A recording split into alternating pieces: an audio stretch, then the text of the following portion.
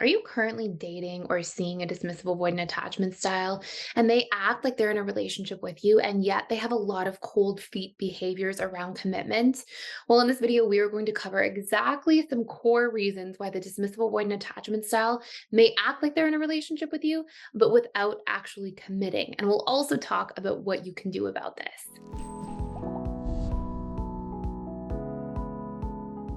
Now, if you're not already familiar, the dismissive avoidant attachment style, aka love style, is one of four main attachment styles. And this one in particular, and by the way, we all have an attachment style if you didn't know that already. There's the securely attached style, then there's the anxious, preoccupied, the kind of the anxious, clingy one, the fearful avoidant, who I like to think of as the hot and cold love style, and the dismissive avoidant, who tends to be the one in relationships that is always kind of trying to keep people at bay, is a little more private, more slow to warm up, and generally is the least likely to be really enthusiastic about making commitments in relationships. And there's reasons for this. So, the first major reason is that dismissive avoidants generally grow up in a household where the pillars of emotional connection are not modeled to them. So, if you've ever known a dismissive avoidant, okay, dismissive avoidance, just some characteristics of this if you're not already familiar. As I mentioned, they tend to get neglected growing up. And so, what essentially takes place is they learn to neglect their own feelings and their emotions. And as a result of that, they don't really understand the emotional pillars of the self very well. They're great at intellectual connection. They can be great at like physical connection, sexual connection. That can be a space. Sometimes instead, dismissive avoidants even don't like that much intimacy and can be really sort of holding back there.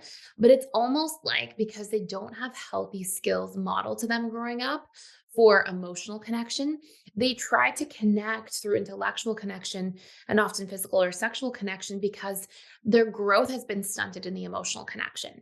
So if you can imagine an analogy for a minute, okay, like obviously it doesn't actually work like this, but just to give you this analogy, imagine that as a human being, you have 10 units of connection, but you're completely blocked on channeling or funneling those 10 units at all through the emotional connection space. And let's say we've got our four pillars of connection. We've got intellectual connection, emotional connection, physical, like affection, and bringing somebody into your physical space, and then sexual connection, right? So then we have like actual sexual connection or chemistry. Well, imagine that you are completely blocked in the emotional space, or it's very, very blocked. At best, you can do one unit of your connection can flow through that channel. Well, then you're going to put a lot more emphasis on the other channels of connection because that's what's comfortable and familiar to you. Now, one of the biggest reasons people will end up making commitments to things like monogamous relationships has a lot to do with the emotional pillar. With emotional intimacy, we really want to take other people into consideration. We want to be mindful of how we might affect them, how our choices are affecting them, how they feel, how we make them feel in a relationship, and vice versa. And so when that pillar's growth is stunted, our reason number one out of the four is that it can be more difficult for dismissive avoidance to really place a lot of emphasis on that because they kind of feel like, well, without being monogamous or making a commitment to the relationship, I can still connect intellectually. I can still connect physically or sexually. And so, do I really need to do the commitment? Like most of my needs are met without actually having to get there. So, that can be a big reason for dismissive avoidance. And again, it's not like they are lacking in empathy or care. Often they're not very expressive of their empathy, but they can be very empathetic quietly into themselves.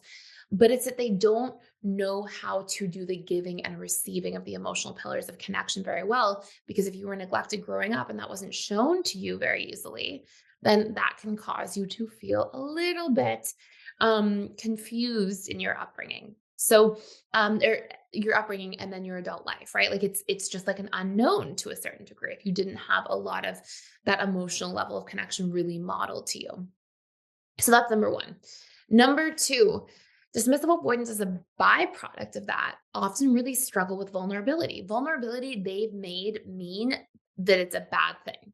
So for the vast majority of dismissive avoidance, they see vulnerability as being weak or shameful because when they were vulnerable as children, their needs usually didn't get met. And so as an adult, they're like, okay, well, being vulnerable just hurt me as a child. So I'm going to retract my vulnerability. I'm not really going to open up. I don't see value in vulnerability. And consciously, they may know better. Consciously, they may be able to recognize and say, okay, well, you know, if I'm not vulnerable, then it's hard to really build deeper bonds or deeper connections. And consciously, we can kind of like conceptually understand these things.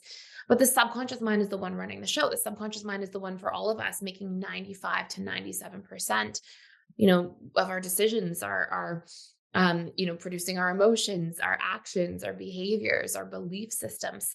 And so that's really what's going to end up, making that decision for you at the end of the day. So vulnerability being a scary thing will not only further block emotional connection, but it will also cause them to not want to enter into commitments that would naturally require more vulnerability as a sort of prerequisite to that commitment, right? When we commit, we have to open ourselves up more. We have to dedicate ourselves to the emotional well-being of each other. And there's a certain degree of that that can feel vulnerable. By the way, before I go into the next two, if you're new to this or you're like, I just really want to understand the dismissive avoidant or any of the other attachment styles I mentioned for that matter, you can check out for free for 7 days any of our attachment style roadmaps. And they're called pick the attachment style dismissive avoidant in the 6 stages of a relationship, but also for the secure, the anxious, preoccupied, the fearful avoidant, the other attachment styles I mentioned earlier. And it's basically like how they are all the way from dating to honeymoon stage, then how they are in the power struggle stage, and then how they are in the next stages of relationship that end up being the stability stage, commitment stage, and bliss stage.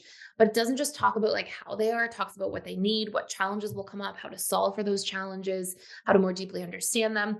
The course itself is about an hour and a half in length. Definitely you can get through it in 7 days. And as long as you cancel before day 7, which is like easy to do in 2 steps, you don't get charged. So check it out. If you love the course, I hope you stay at PDS and take all the other courses too.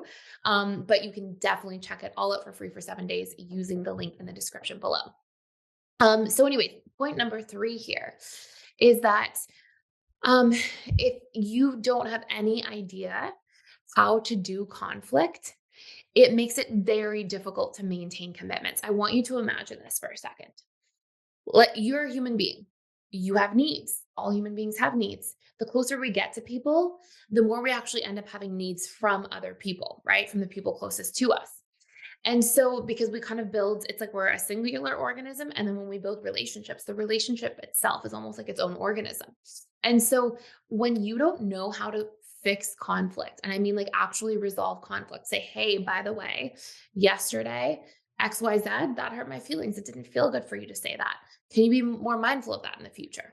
And the person says, yeah, sorry, I didn't realize. And definitely I'll be more mindful of that. And I'm sorry if that hurt you. Like, I don't feel a negative way towards you. It was just a passing comment.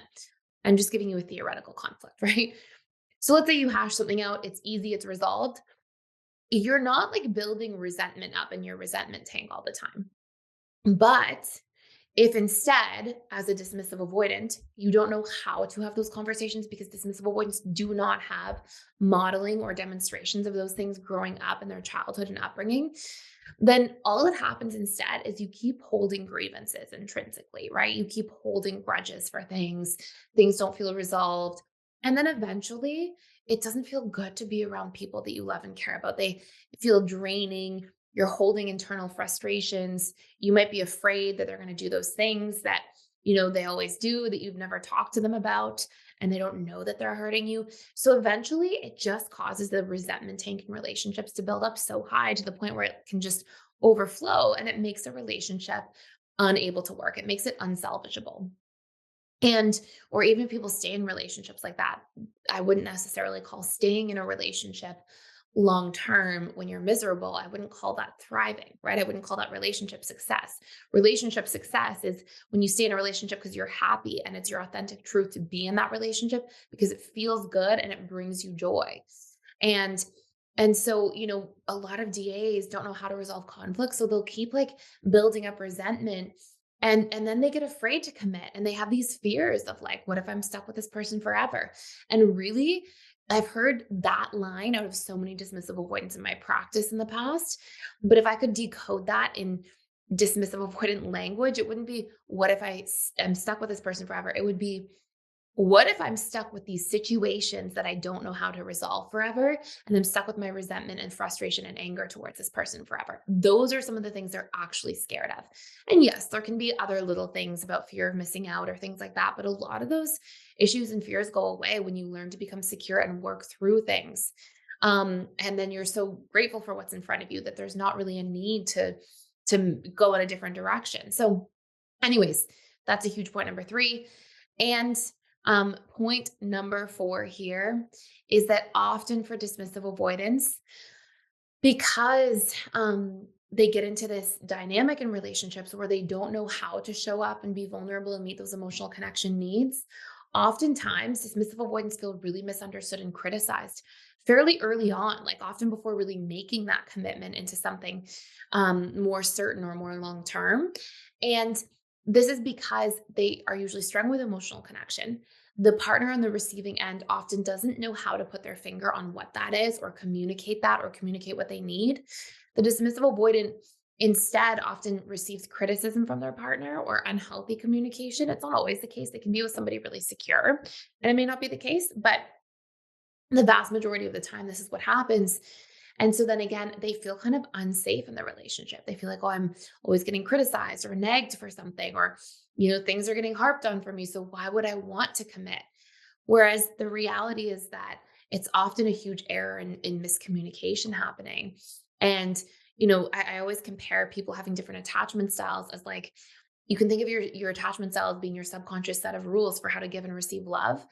So if you think of these rules, right, and then you imagine you sit down and you're playing a board game with somebody, and that person playing the board game has a totally different set of rules. Like one person has the rules for Monopoly, the other person has the rules for Scrabble. I mean, like you're going to have a lot of issues, right? You're going to have a lot of unnecessary friction and challenges. And so for dismissive avoidance, because they don't know how to communicate their rules, AKA their needs, their fears, their feelings, and they're sort of touched with a lot of that. When other people communicate those things to them, it feels like all this pressure, like, well, I have to play by your rules, but you're not playing by mine. But they're not often communicating their rules, recognizing that they even have individual rules, sharing those rules with a partner or loved one. And so they end up just getting locked in this cycle of feeling like, even though the partner is giving to them, they feel this pressure to give back. They feel this frustration, and they often feel like they can be stuck in one-sided relationships. And the reality is, again, it's an issue in communication at its core. So that's why attachment styles and attachment theory is so important.